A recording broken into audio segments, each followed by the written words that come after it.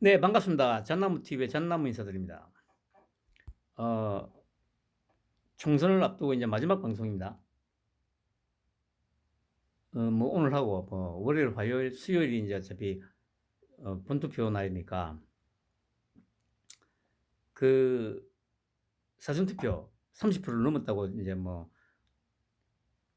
언론에서는 뭐 어디가 유리한지 뭐 이런 얘기들 하고 있죠. 그런데 30%를 넘긴 거는 일단은 한동훈 효과입니다. 한동훈 효과. 한 위원장이 지금 계속 전국을 다니면서 사전투표해라, 사전투표해라, 사전투표해라, 사전투표해라. 그러고 있지 않습니까? 그러니까 결국에는 대구도 물론 최고 낮긴 하면 그래도 25% 정도 되죠. 그런데 이제 광주, 전라도, 전남 보니까 40%가 넘었더라고요. 야, 역시. 그 이제 결국에는 이번에는 좀 바뀌어야 됩니다 했는데 절대 안 바뀔 거라는 거. 더 뭐라고 해야 되죠? 특히 전라도는 더 골이 깊어졌다는 거.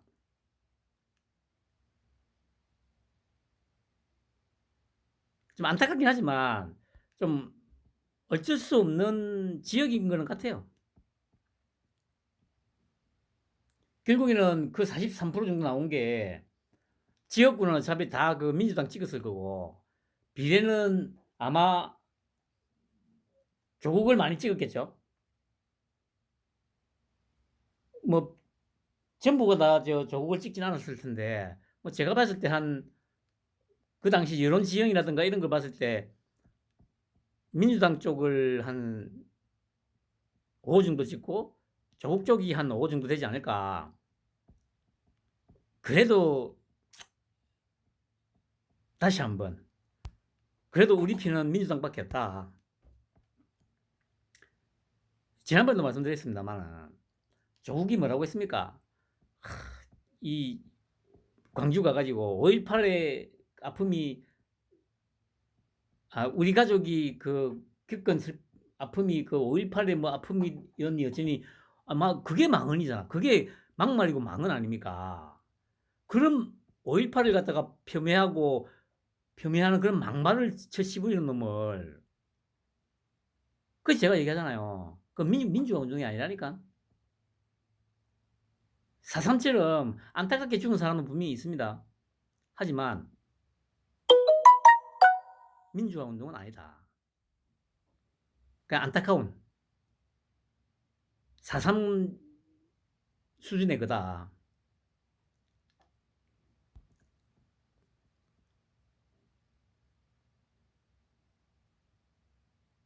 다시 말씀드립니다만 자기가 예를 들어서 뭐 UDT를 나오고 아니면 무슨 북파 공작원 출신이었다 하더라도 제대하고 사회생활 하면서 파출소 무기고를 들 수는 없습니다.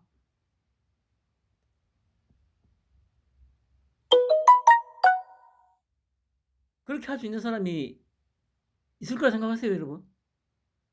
아니 그 한 위원장이 요즘 이제 유세다니면서 하는 말, 아니 이재명이 막말, 김준영이 막말, 이런 말 여러분들 주변에 그런 말 하는 사람 있냐고. 그 정도 수준으로 말하는 사람은 솔직히 없죠. 저도 욕을 뭐 많이 합니다만은 그 이재명이나 그 김준영이 같은 그런 정도의 그 막말은 뭐 저도 안 해요.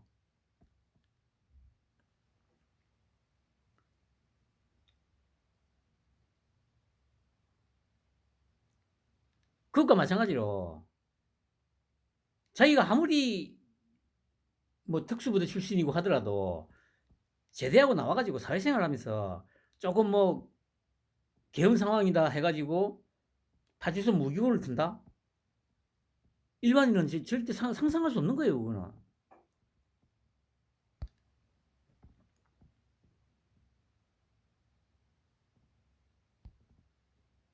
아무튼 이, 이 투표율이 오른 거는 한동훈 효과다. 그 얘기는 오른 만큼의 수치가 다 국민의힘 표다. 그리고 그래서 제가 또 지금 뭐 김준혁이니 뭐 양문석이니 뭐 이런 것들 때문에 지난주에 제가 그 알파를 한 5개 정도로 얘기했지 않습니까? 그게 아니고 알파가 10개 이상이 될 것 같아요. 될 수 있을 것 같아요. 알파가 10개 이상. 아, 아무튼 제 예상은 그렇습니다. 그리고 베타는 제가 예측하는 대로 만약에 총선 결과가 나온다면 올해 안에 당연히 이제 그 선거사범에 대한 어떤 고소고발건에 대해서 빠르게 진행이 될 겁니다. 선거 끝나고 한 8개월 남잖아요, 올해까지. 그러면 올해 안에 아마 배치가 한 20개 정도 떨어지지 않을까 싶어요. 그러면 보궐선거를 하게 될 거고, 내년에. 어, 그러면 거기서 또 한 최소 3분의 1 정도 가져오지 않을까. 뭐 그런 이제 예상을 해봅니다. 그래 보면, 조국, 박은정, 이종근, 이야, 참 엽기적인 것들 아닙니까? 이런 엽기적인 것들이 대가리 빳빳이 들고 나와가지고, 뭐, 200석 만들어가지고, 뭐, 윤통을 탄핵을 하느니, 뭐, 김건희 특검법을 발의하느니, 한동훈 특검법을 하느니, 뭐, 특검 받을 준비나 해라는 둥, 야, 참, 진짜, 이게 정상적인 나라 같습니까, 여러분? 감옥에 가도 벌써 갔어야 될 놈이 구속이 안 되고, 쳐돌아다니면서,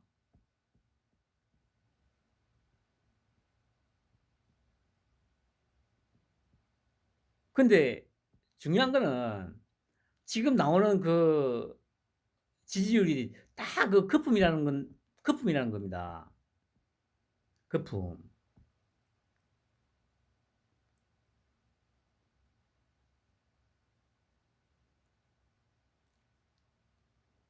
제가 봤을 때 그러니까 저번에도 말씀드렸듯이 최대 한 다섯 석 정도는 나오지 않을까 싶어요.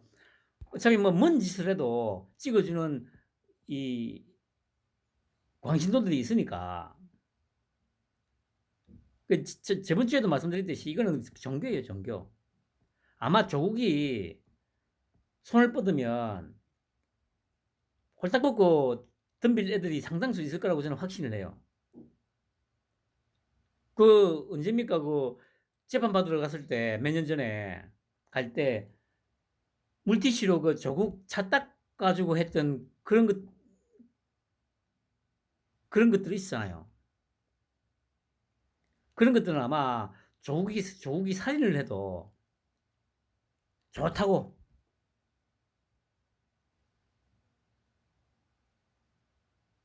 물고 빨고 할 그런 것들이죠.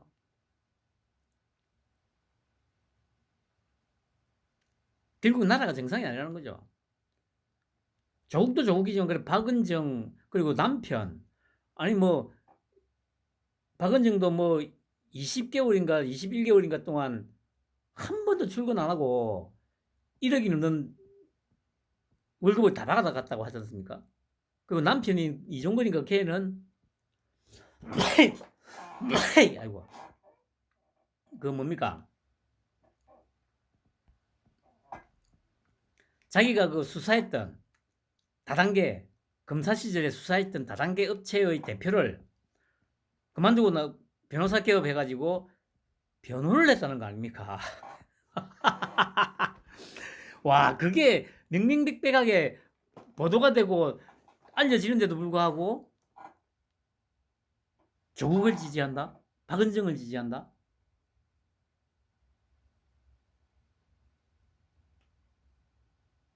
그러니까 그냥 단순한 종교를 넘어선 거죠 이거는. 그냥 미친 광신도죠 광신도.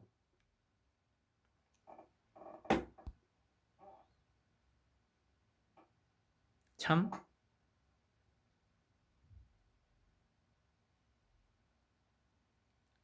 그런 이런 것들만 보더라도 나라가 얼마나 병들었는지 알 수가 있는 거 아닙니까? 뭐 아까 말씀드렸죠.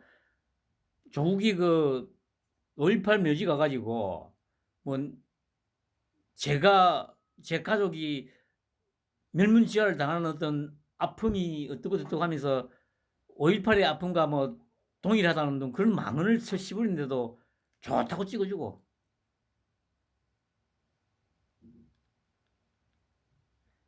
그 자체가 5.18이 민주화 운동이 아니라는 방증입니다, 여러분. 만약에 진정한 민주화 운동이었다면 이재명, 최소한 이재명하고 조국이 같은 이런 새끼를 지지할 수 있어요? 만약에 진짜 민주화 운동이라고 자기들이 자부심을 갖고 있다면. 이거는 진영 논리가 개입될 수 있는 게 아닙니다. 5.18이 진정한 민주화 운동이었고 자랑스럽다고 만약에 느끼잖아요. 자기 한 사람이. 그렇다면 온갖 범죄로 범벅이 되어 있는 이재명, 조국, 박은정 이런 것들을 어떻게 지지를 할 수가 있어요? 그렇지 않다는 것은 5.18은 민주화 운동이 아니다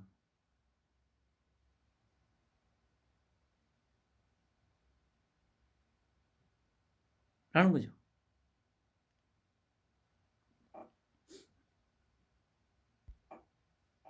그리고 참 가벼운, 근데 그 한 위원장도 말했듯이 딱 수준이 이것밖에 안 되는 것들이라는 거죠. 그러니까 수준이 이것밖에 안 되는 것들이 한 위원장을 이길 수 있을 거라 생각하십니까, 여러분? 제가 계속 얘기했던 게 뭡니까? 대선 때부터 윤통이 판을 깔아놓고 그 윤통이 깐 판 위에서 뛰어난 한동훈이란 플레이어가 지금의 그러니까 야권 전체를 끌고 다니면서 요리조리 끌고 다니면서 한 위원장 입맛대로 이랬다 저랬다 하고 있는 상황이라고요. 그렇기 때문에 제가 자신있게 의석수를 그렇게 예상하는 겁니다. 하는 짓거리 보세요. 이렇게 가볍게 몸을 움직이고 말을 하는데 이런 따위들이 천재 한동훈을 이길 수 있을 것 같아요, 여러분. 못 이긴다니까.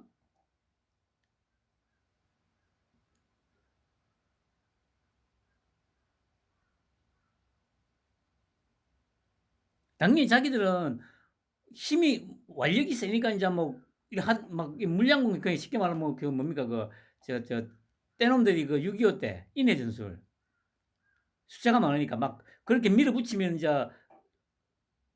이길 수 있을 까 생각할 수도 있어요. 그거는 한동훈이라는 인물이, 윤통하고 한동훈이라는 인물이 나타나기 전까지는 그런 어떤 상술적인 어떤 이 계산이 맞아떨어질 수밖에 없었어요. 왜냐, 다 고만고만한 새끼들이었거든. 그런데 지금은 판이 바뀌었다니까. 자기들이 놀던 여의도 정치판이 아니고 윤석열이라는 인물이 깔아놓은 윤통판이라니까.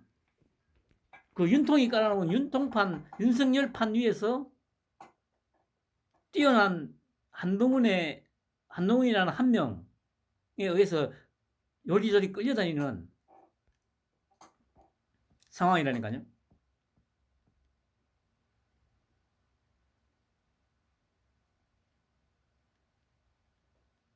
이게 최소한 지금 상황에서는 이 새끼가 지금 뒤로 물러나 있어야 돼. 지금 자기 이름이 그런 데면 안 돼요.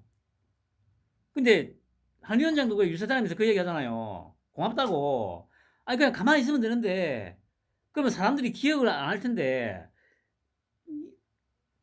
역으로 지가 기어 나와가지고, 잊고 있던 사람들 기억을 되살려주는 거 아니에요, 이게.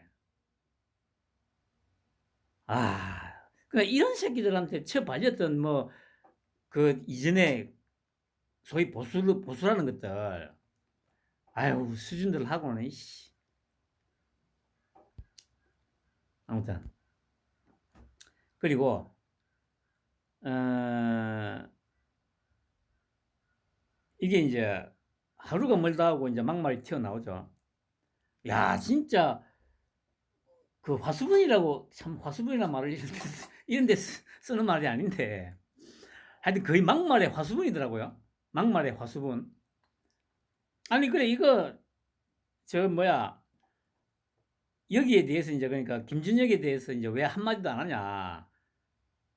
야당 민주당의 여성 의원들 특히나 그 이화여대 출신들 막 공격을 하니까 거기에 대해서 물었죠. 그러니까 뭐 왜 여성 의원들이 얘기하지 않냐는 오히려 민주 진보 진영 바깥에서 여성 의원들에게 이 화살을 돌리려고 하는 그런 시도들. 근데 이게 무슨 말입니까 도대체? 아니 그러니까 왜 김준혁의 막말에 대해서 여성 비하 발언, 폄훼하는 발언들에 대해서 입장이 없냐고 질문을 했는데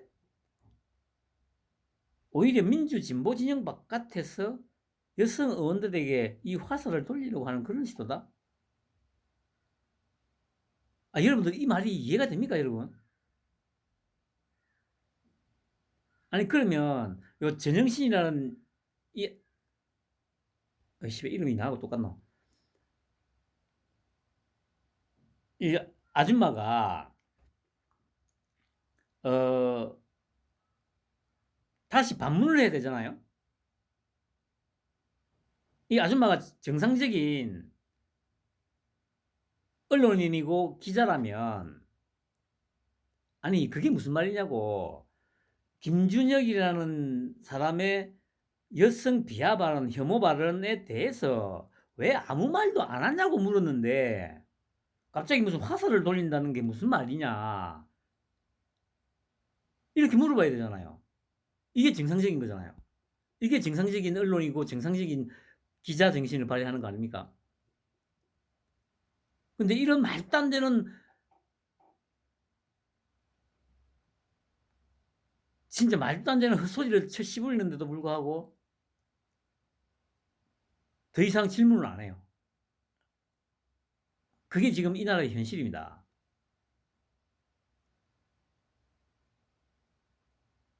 그러니까 한 위원장도 며칠 전에 그 유세하다가 기자들한테 그러잖아요. 그때 뭡니까 그 조국 그 웅동학원 뭐 사회에 헌납한다 했던 거에 대해서 아직 헌납하지 않고 있다. 거기에 대해서 기자들한테 그랬잖아요. 아니 기자분들 좀 물어봐 달라고. 오죽하면 한 위원장이 기자들한테 직접적으로 그렇게 얘기했겠어요. 그 한 위원장은 다 알고 있다는 거 아닙니까 그게. 반대였으면 상황이 반대였으면 집요하게 캐물었을 거 아니에요. 그게 지금 이 나라의 그 언론 현실이에요. 언론 현실. 뭐 이현정이나 뭐나 다 뭐 지가 뭐 우파고 보수고 뭐 아무리 난리를 쳐봐도 그 한계를 못 벗어나는 거예요. 편으로 나가 상대 쪽에서 거짓말을 하면 당연히 바로 그러니까 그 얘기를 했는지 모르겠는데 그러니까 예를 들어서 서정욱이 같은 경우는 그러니까 예를 들어 뭐 이준석이라든가 뭐 그 외에 뭐 야당 인사들에 대해서 조금 과도하게 비판을 하면 뭐 1개월, 2개월씩 막 출연 정지를 당하더라고요. 지금도 아마 다 지금 출연 정지 중이죠.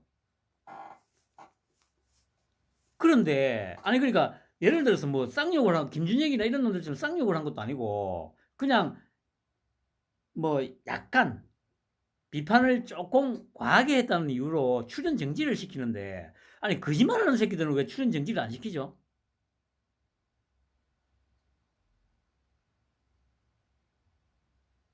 여러분들 그런 생각 한번 안 해봤습니까? 아, 특히 그 민주당 편을 야당 편으로 나오는 새끼들 하고 맨날 거짓말 하잖아. 근데 거짓말하는 거는 면죄부를 주면서 계속 거짓말하라고 부추기면서 아니 조금 욕을 한 것도 아니고 조금 과도하게 비판을 했다고 그걸 출연 정지를 시켜요? 거기에 대해서 왜 아무 말을 안 하냐고.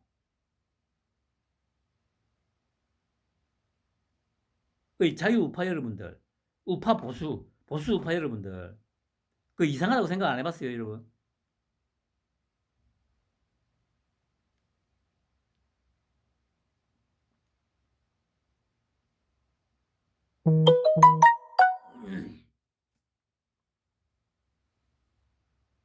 참. 근데 그 모든 그런 것들조차도 다 현재 상황을 다 꿰뚫고 있다는 거. 그리고 양문석. 아니 그래 뭐 적반하장 어차피 그래 뭐 적반하장이 뭐 얘들 전매 특허니까 그 내가 뭐 씨발 편법 대출 뭐 한동훈 니나 깨끗해라. 아 나 진짜 그러니까 그때 그랬지 않습니까? 그 2021년 2월 달인가 그 당시에 그 한 위원장이 그 법무연수원장으로 있을 때였던가 조선일보하고 그 인터뷰했던 기사 제가 한번 소개시켜 드렸죠.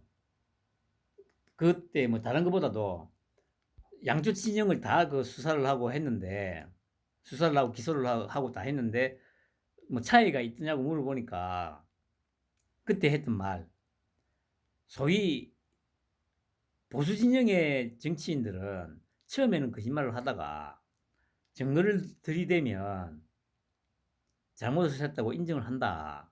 그런데 소위 그 진보라는 쪽의 그 정치인들은 거짓말을 하다가 발뺌하다가 증거를 들이밀면 반성을 하는 게 아니고 인정을 하는 게 아니고 그래서 뭐 어쩌라고 적반하장으로 나오더라. 정확하게 지금 양문석이 하는 짓이 딱 거기에 해당되는 거 아닙니까? 그래서 뭐 어쩌라고.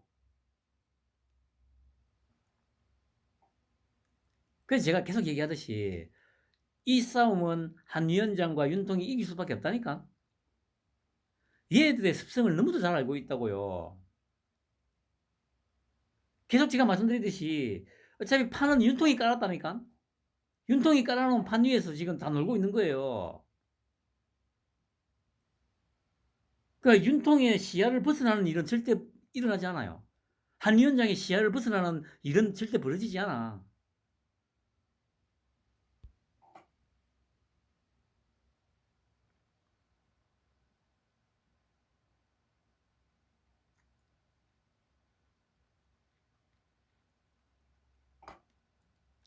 그래 이번에 보세요. 그 황운하 뭐 학폭 하려다가 기자회견 취소했죠.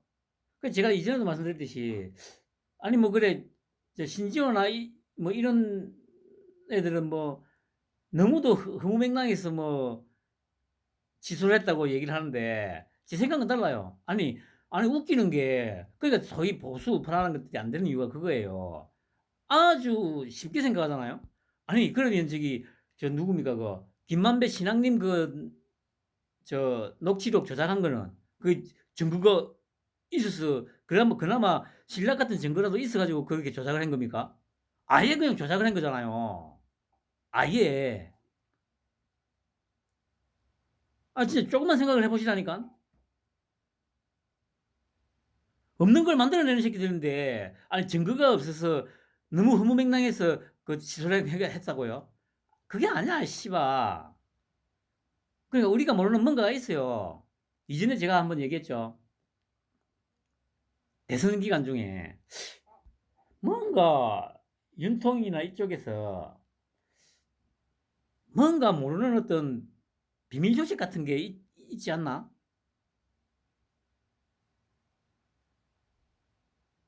그런 뒤처리를 하는 그런 얘들의 어떤 말도 안 되는 이런 부분들을 갖다가 뭐 좀 조절할 수 있는 뭔가의 어떤 좀 그런 게 있지 않나 싶은 생각이 좀 들어요. 그래서 제가 생각하기에는 뭐 너무 허무맹랑해서가 아니고요. 하려고 분명히 했어. 그런데 뭔가 했다가는 어 단순히 그냥 이거 뭐 잘못되면 큰일 난다 자기들이 생각하는 게 아니고 신호를 그러니까 이거 했다가는 너희들 진짜 죽는다는 어떤 확실한 신호를 받은 게 아닌가. 이게 허위라서 뭐 형원아가 뭐 양심에 찔려 가지고 물린 게 아니고요. 만약에 하면 확실하게 너희들은 그냥 다 뒤진다는 확실한 어떤 시그널을 받은 게 아닌가. 뭐 그런 생각이 저는 들어요. 그리고 그래 뭐 김준혁이나 뭐 양문석이 같은 걸 취소를 못 시키는 사퇴를 못 시키는 이유? 당연하죠. 뭐 똑같은 놈들이라고 놈들인데다가 쉽게 말하면 이제 이재명의 비리를 너무도 많이 알고 있으니까 못 놓치는 거죠. 그 이번에 그 뭡니까 누굽니까 경기도지사 시절에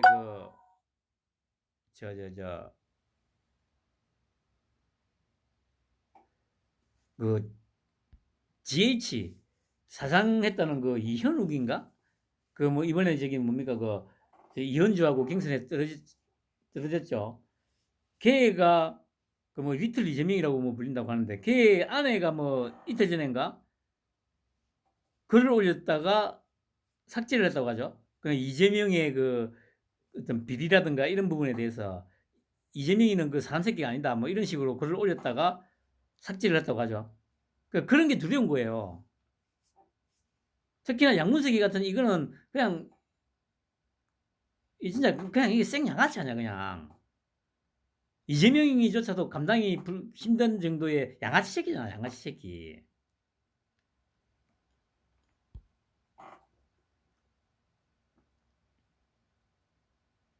그러니까 여기에 대해서 뭐 금감원장이 나서가지고 이제 이 불법이다. 이거는 그러니까 뭐 편법이나 이런 회색 지대가 존재하는 게 아니다. 불법 아니면 그러니까 적법 아니면 불법.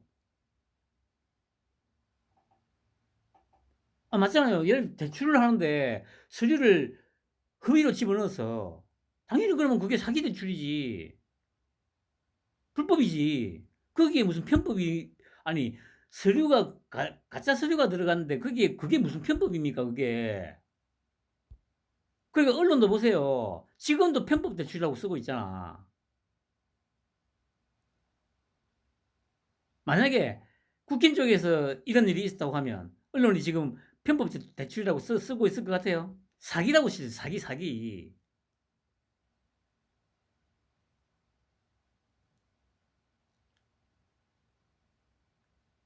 그게 지금 대한민국의 현실입니다, 여러분.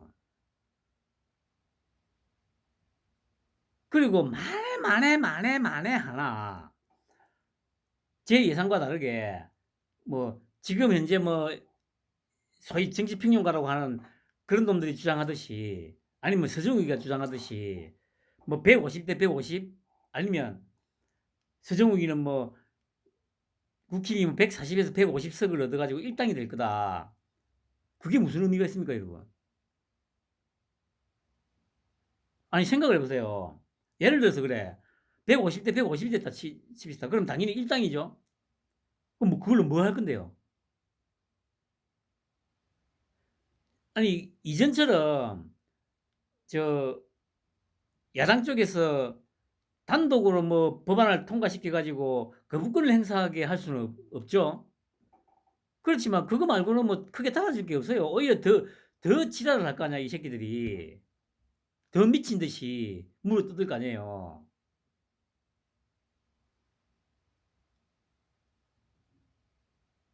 그래서 제가 계속 얘기하는 거 아닙니까? 저는 한 위원장 입장에서 한 위원장이 이때까지 쏟아내어 놓은 공약들 예를 들면 뭐 서울 편입하고 경기 또 분도하는 거 그 원샷법 또 검수완박 원복시키는 거 또 뭡니까 대공수사권 또 원복시키는 거 뭐 국회의원 세비 깎는 거 국회의원 50명 줄이는 거 세종으로 완전히 국회의사당 옮기는 거 이런 공약들 그러니까 제가 말씀드린 한 예비국회 이 공약만 놓고 보더라도 이게 뭐 150대 150으로 할 수 있는 것들입니까? 안 된다니까. 이거 하려면 그 최소한 170석 있어야지. 야당의 반대를 물리치고 단독으로라도 통과시킬 수 있으려면 170석은 있어야 될 거 아니에요. 아니 그러면 그렇게 분석을 해가지고 한 위원장 입장에서 딱 보고 이 의석수를 예상을 해야 될 거 아니야. 근데 아무도 그렇게 안 해. 그 뭐 말도 안 되는 여론조사라고. 한 위원장도 어제 그랬잖아요. 여론조사 믿지 말라고. 그거는 어제까지 여론조사라고. 어차피 그러니까 한 위원장도 그랬잖아요. 총선 끝나면 매번 이변이다. 이변은 무슨 이변, 씨연. 이변이 아니죠. 이변이 아니고 예측을 아예 그냥 그러니까 지 원하는 대로 그냥 지 원하는 걸 예측한 거지. 지가 원하는 말을 이제 예측이라고 얘기를 한 거고요. 예측을 하려면 저처럼 이렇게 예측을 해야 돼요.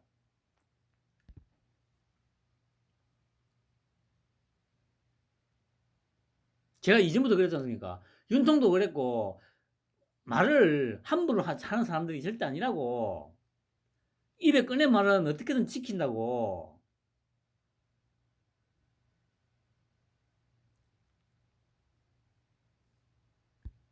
그러면 한 위원장이 쏟아내 놓은 그런 제가 말씀드린 그 한 17개의 공약만 놓고 보더라도 이거는 압도적인 의석을 갖지 않으면 불가능한 그거든요. 그런데 또 막 그냥 뭐 140에서 150으로 일당이 될 수 있다. 아니면 뭐 야당이 뭐 압승할 거다. 뭐 말 같지 않은 소리를 하고 있어. 그러면서 뭐 수십 년 동안 뭐 기자 생활을 했고 언론 생활을 했고 뭐 정치인으로 활동을 했고 뭐 아유 진짜 네. 그리고 어 1일날 월요일에 윤통이 의대증원 관련해서 담화문을 발표했죠. 저는 그거 들으면서 역시 무슨 생각이 들었냐면 오히려 총선에서 더 힘을 받기 위해서 정면 돌파를 선택했구나 이런 생각이 들었거든요. 근데 갑자기 담화문이 끝나고 나서 한 1시간쯤 지났나? 속보해가지고 뜨는데 뭐 함은경 뭐 탈당해라. 저는 처음에 기사가 잘못된 거 아닌가 생각을 했어요. 근데 보면서 이 새끼가 미쳤나? 그래서 이거 역시 근본은 변하지 않는구나라는 생각을 했습니다. 아니 그러니까 또 뭐 순간적으로 아마 홍준표가 순간적으로 아마 제정신이 잠깐 돌아왔던 것 같아요. 어디 듣보잡 같은 놈이 대통령을 탈당하라 말아 하냐고. 그래서 순간적으로 홍준표가 순간적으로 좀 제정신이 돌아왔나 보네 싶었죠. 근데 아니나 다를까 뭐 딱 그 순간만 제정신으로 돌아오고 또 술 취한 치매 노인으로 돌아갔죠.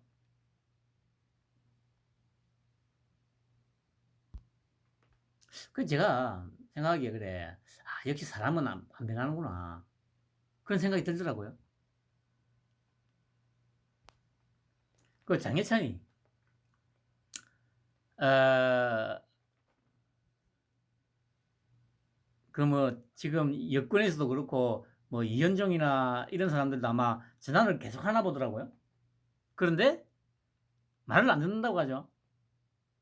어, 이게 장혜찬의 한계라는 거죠. 그러니까 뭐 막말 그냥 미국 갔어야 되지 않냐 그런 얘기들도 많이 있었죠 그 당시에. 그런데 제가 그때도 말씀드렸지만 처음에 한두 개로 끝이 났으면 밀고 나갔어도 돼요. 그런데 하루에 하나씩 나왔잖아. 지금 그 김준혁이처럼. 물론 김준혁이 지금 그런 막말이나 이거 하고 장혜찬의 그 막말하고 동일선상에 놓고 비교할 수는 없어요. 경중을 따지면 김준혁이가 훨씬 무겁죠. 하지만 지금 현재 우리나라의 언론 지형상 그거는 오히려 장해찬이가 더, 만약에 지금 장해찬을 계속 안고 갔었으면 장해찬의 그 막말 때문에 양문석이하고 김준혁이가 뭐 묻히지는 않겠죠. 근데 결국에는 똑같은 것들이구나. 소위 말하는 중도층들, 흔히 말하는 삼토끼들이 결국에는 똑같네. 똑같은 놈들이네. 그럼 이게 어떻게 됩니까? 한동훈도 별 수 없네. 이렇게 발전을 했을 거라고요.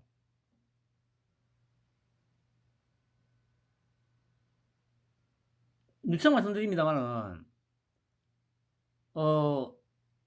법무부 장관 시절에 나는 윤석열도 싫고 국민의힘도 싫은데 한동훈이는 좋다. 한동훈이가 대통령 같은 걸 했으면 좋겠다. 정치를 했으면 좋겠다. 이런 댓글들은 엄청 많았습니다. 쉽게 말하면 그 사람들이 삼토끼잖아요. 삼토끼. 근데 만약에 장해찬을 계속 안고 갔으면 결국에는 그런 사람들이 또 정치 혐오에 빠져가지고 투표 안 한다니까요. 그럼 결집도라든가 이런 걸 봤을 때 필패할 수밖에 없어요. 물론 뭐 200대 100이니 뭐 이렇게까지는 아니더라도 예를 들면 뭐 여야 해가지고 뭐 한 140대 160? 뭐 이런 정도.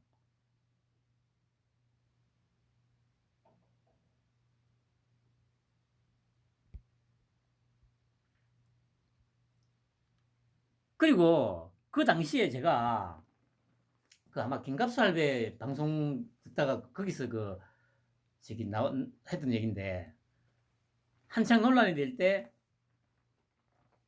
장해찬이를 갖다 취소했을 때 그러니까 이준석 쪽에서 병력 관련해서도 뭔가 논란이 될 만한 거를 들고 있었대요.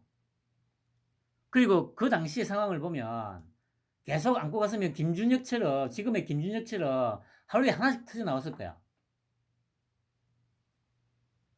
물론 다시 말씀드립니다만 김준혁의 그 상황하고는 경중은 차이가 큽니다. 그럼에도 불구하고 지금 우리나라 상황에서, 언론 상황에서 놓고 본다면 오히려 장해찬의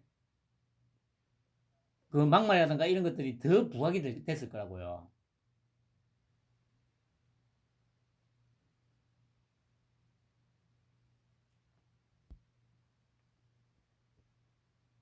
그런데 지금 장해찬의 어떤 말과 행동을 보면 딱 거기까지인 거예요. 장해찬도. 그러니까 20대 때 그렇게 막말을 하고 했는데 거기에서 크게 나아진 게 없다는 거죠.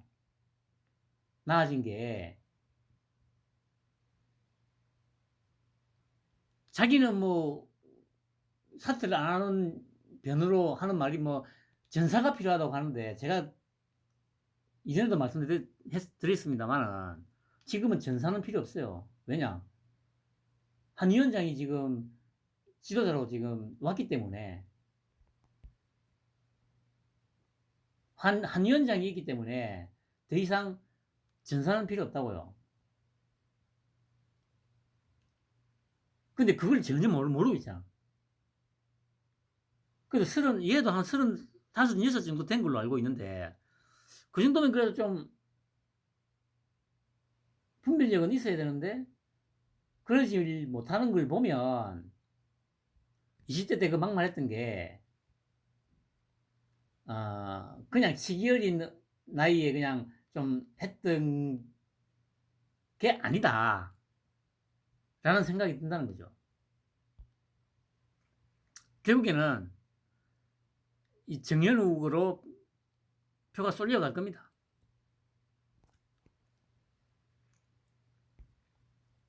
그리고 홍준표 아까 말씀드렸듯이 뭐 함은경에 대해서 5대 감히 듣보잡 새끼가 와가지고 대통령은 뭐 탈당하라 마라 하냐고 딱 했을 때 순간적으로 딱 제정신으로 돌아왔다가 다시 치매 상태로 빠졌죠.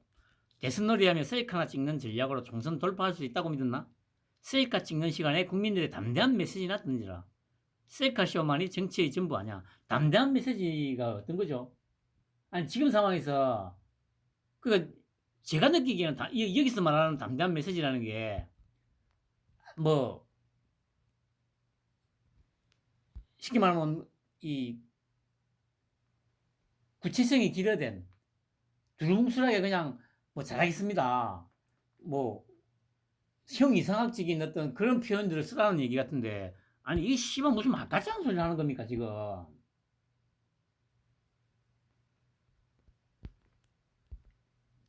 그리고 선거 안 해본 초보 대표의 초선 사무총장 정치 모르는 공관위원장 모여서 하는 짓 한심해서 제1당 못되면 황교안 시즌2 전락 사적 생각으로 마지막까지 읍소해라. 무작정 읍소한다고 될 것 같습니까 여러분? 지금은 무작정 읍소해가 될 게 아니라니까.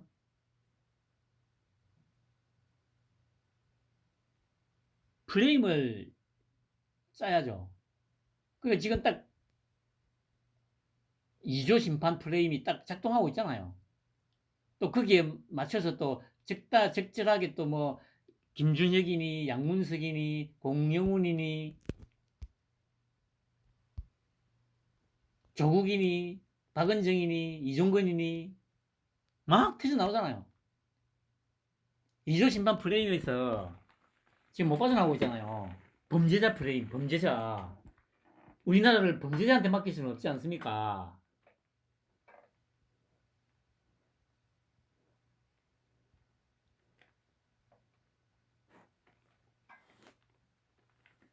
그러니까 홍준표도 뭐 선거를 그렇게 많이 해보고 뭐 정치를 그렇게 오래 해가지고 그래 뭐 자당 대통령을 갖다가 탄핵당하게 만들고 또 이명박 대통령도 감옥 가게 만들고 그렇게 했나?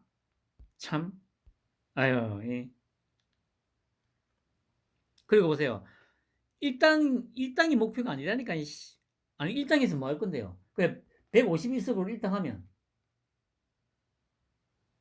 뭐 제대로 할 수 있을 것 같아요.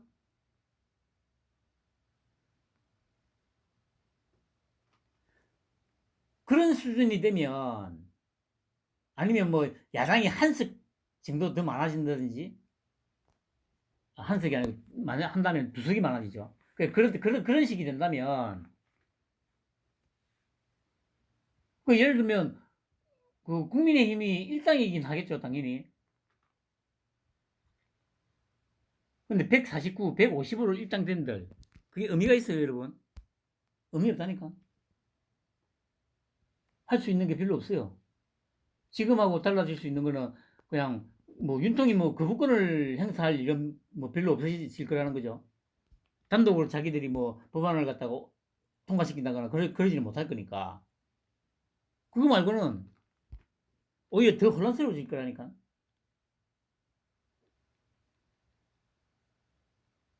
어차피 이 새끼들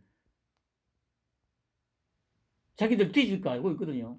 그걸 뒤질 건데 뭐 일어나 저러나 씨발 뒤질 건데 최대한 깽판 한번 쳐봐야지. 이때까지 겪고도 씨발 그걸 몰라? 참.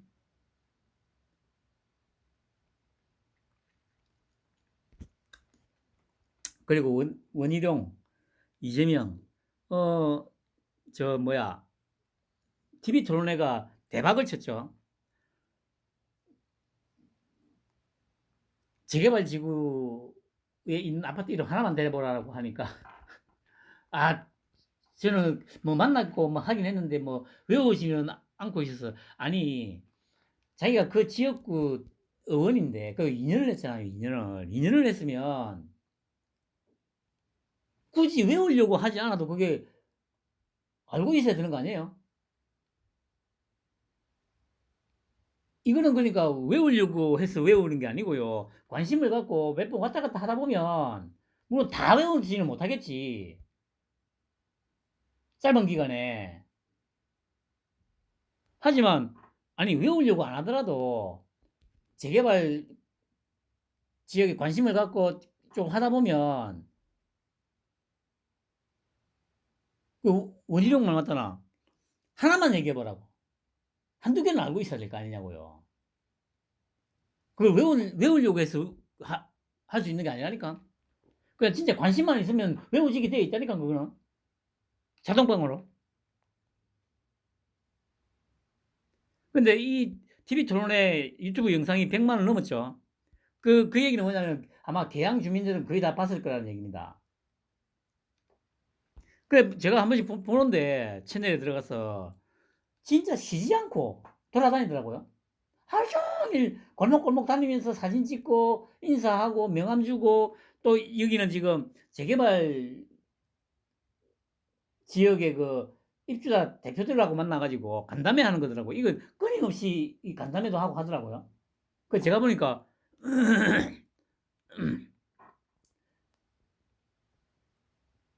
원희룡 후보가 될 것 같아요. 원희룡 후보가. 이재명은 어쨌든 일어나 저러나 이제 끝장 났다는 거죠. 그 이제 이조 심판 프레임이 지금 제대로 작동하고 있습니다. 아까도 말씀드렸듯이 제가 지금 또 뭐 곰곰이 생각을 해보니까 그 지금 한 위원장이 쓰는 이 전략이 어떤 거하고 비슷하다고 생각이 드냐면 그 뭡니까 뭐 입생 로랑이나 베르사체, 뭐 에스티로더, 크리스찬 디올, 세계적인 지금 뭐 패션이나 그 뷰티 브랜드들 아닙니까? 근데 이런 회사들이 회사가 먼저 세워지고 이름을 얻은 게 아니죠. 입생 로랑, 크리스찬 디올, 베르사체, 에스티로드라는 뛰어난 세계적인 디자이너, 뭐 뷰티 전문가, 세계적인 명성을 이미 갖고 있었고, 세계적인 명성을 얻은 다음에 상업화를 시도해가지고 성공한 케이스죠. 자기 이름을 브랜드로 그대로 해가지고. 그러니까 아까도 말씀드렸듯이 어떤 이유로든 윤통이나 국민의힘이라는 브랜드는 엄청나게 평가절하가 되어 있는 상태였죠. 그러면 뭐 국민의힘이라는 간판을 들고 나오면 안 돼. 그래서 쓴 전략이 법무부 장관을 하면서 1년 6개월 동안 한동훈이라는 브랜드를 엄청나게 키운 거죠. 한동훈이라는 브랜드를.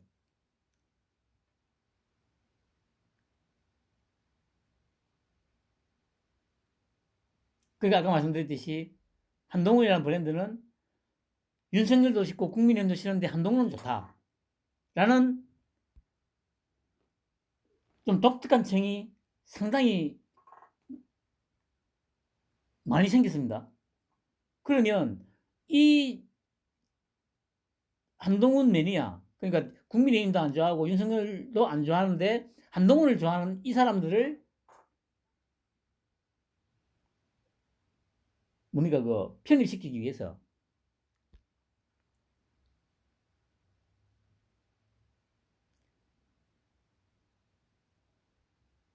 비대위원장으로 와가지고 개혁적인 일을 좀 했죠.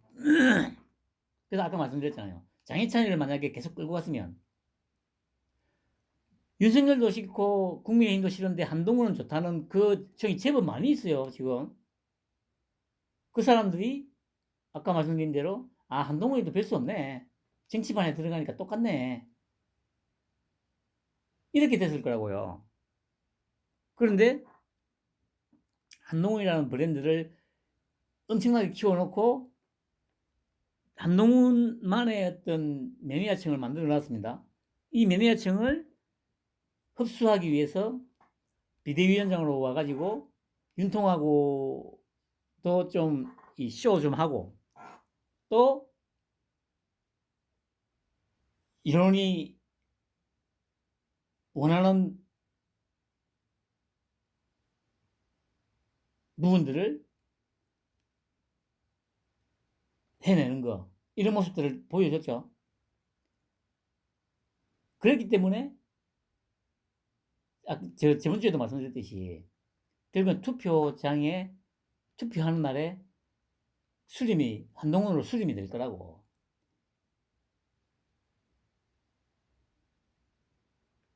이 전략이 아까 말씀드렸는데요.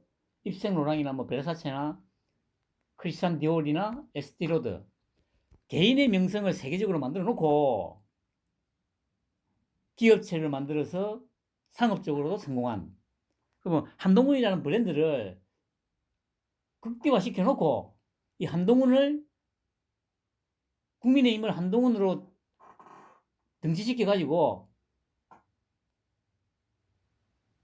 정치적으로 성공을 하는 딱 그 케이스로 그런 전략을 썼다는 거죠.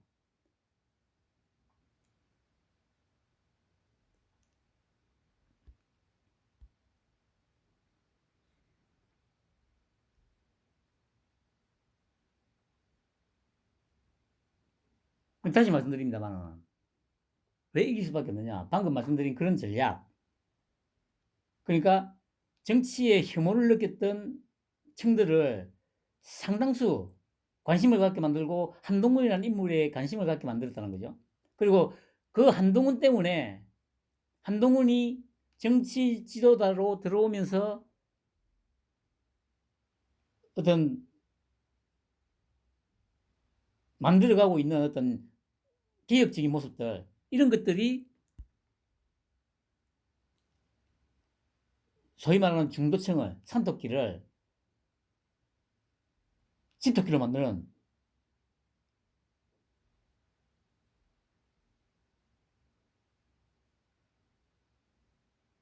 그런 계기가 됐다는 겁니다.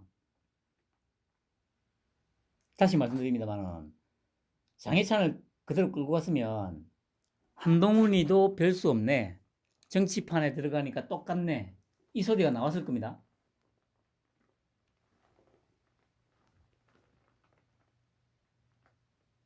그러면 방금 말씀드렸던 이거 윤석열도 싫고 국민의힘도 싫고 한동훈만 좋아했던 사람들 다 뜯어져 나갔을 거예요. 똑같네. 그렇게 됐으면 필패죠, 필패. 근데 지금 보세요. 아까 뭐 치매 노인은 무조건 잘못도 빌어라, 그렇게 빌면 방금 말씀드린 그 층이 실망한다니까? 그냥 바로 그러잖아요. 딱 2조 심판 딱 뭡니까? 막부 만들어 놓고, 너희들은 범죄자야, 이 새끼들아. 우리가 잘못한 것도 있습니다만 앞으로 더 잘하겠습니다. 그리고 제가 비대위원장으로 이 국민의힘의 대표로 와가지고 지금까지 100일 정도밖에 안 됐는데 많은 일들을 했다. 부족하겠지만 그러면 더 일을 열심히 잘할 수 있게 힘을 실어달라. 지금 딱 그렇게 하고 있는 거 아니에요. 최소한 저 범죄자 새끼들이 나라를 갖다가 지배하게 둘 수는 없지 않느냐.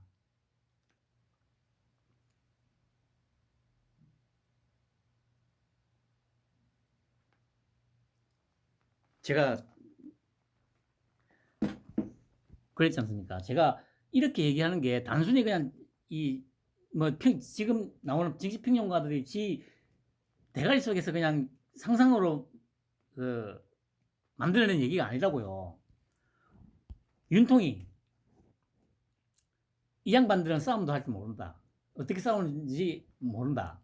그리고 유세 때 언론이 어떻게 여론을 왜곡하고 조작해서 선동을 하는지 잘 알고 있다고 얘기했죠.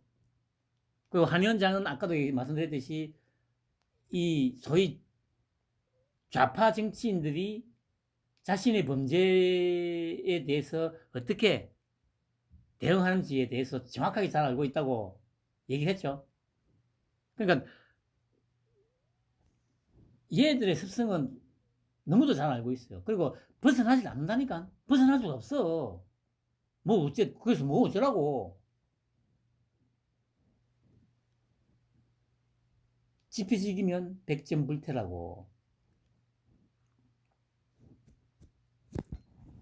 한 위원장이 이길 수밖에 없는 싸움이라고요. 그러니까 장기찬이 같은 그런 전사는 더 이상 필요 없다고요.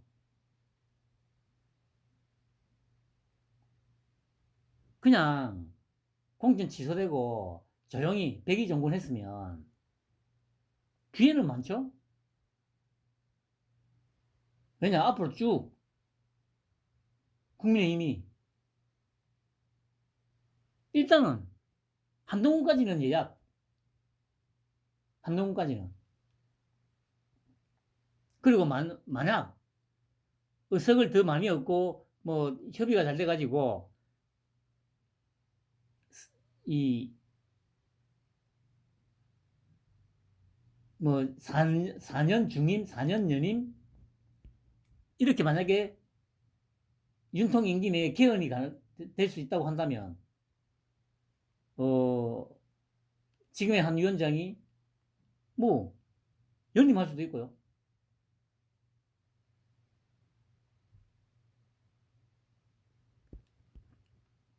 그러면 기회는 무궁무진해요.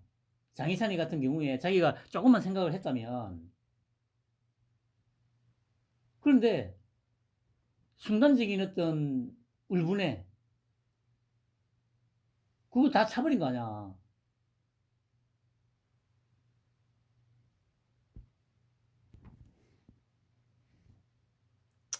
뭐 안타깝지만 어쩌겠습니까? 그리고 월요일 날 윤통이 담화문을 발표했죠. 그리고 제가 그랬지 않습니까? 저번 주에 수요일이나 목요일쯤에 뭔가 물꼬를 틀 수 있는 어떤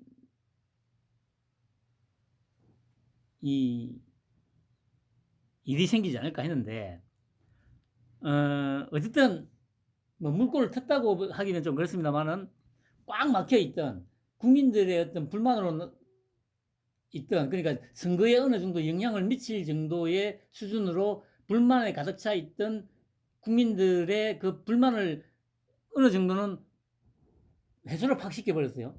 그러니까 총선에 상당 부분 영향을 줄 수 있는 사안이었는데 월요일 담화문 그리고 목요일에 요 전공이 대표하고 만나가지고 그 위험성을 완전히 그냥 흩어버렸어. 그러면서 오히려 의사들을 내부 상태로 갈라치기를 시켜놨죠. 우리 윤통 전공이 갈라치기 아닙니까, 갈라치기. 이제 의사들 내부에서 저거들끼리 치고받고 싸우겠죠. 에이, 씨발, 그게 아니지. 아니, 맞지. 그게 그거지, 씨. 결국에는 총선이 끝나고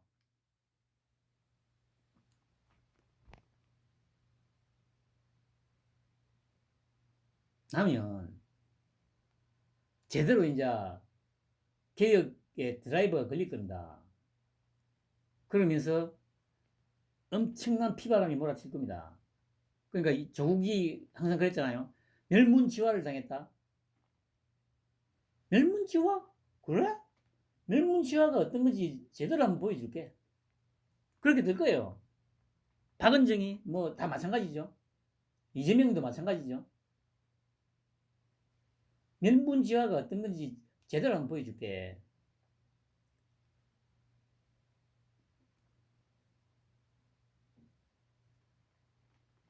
그러니까 이제 이 의대 정원 문제도 선거에는 아무런 영향을 끼칠 수 없는 지금 상황이 되어버렸어요. 그리고 식목일 날, 야, 솔직히, 하여튼 공교롭게도 뭐 날이 맞았긴 했는데, 선거운동 열심히 다니고 있잖아. 제가 보기에 민주당에서 열받을 만 하겠네요. 뭐 민주당에서 광변 선거다 하면 치달하는데, 그 심정이 이해는 돼요. 근데 어쩔 건데, 병신아. 한심한 놈 새끼들. 아무튼, 여러분.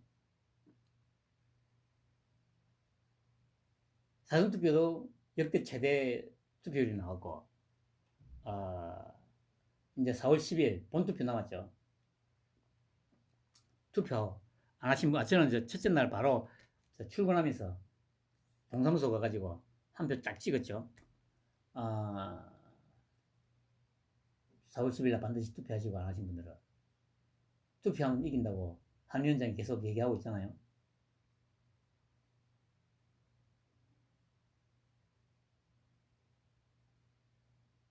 편안한 휴일 오후 되시기 바랍니다.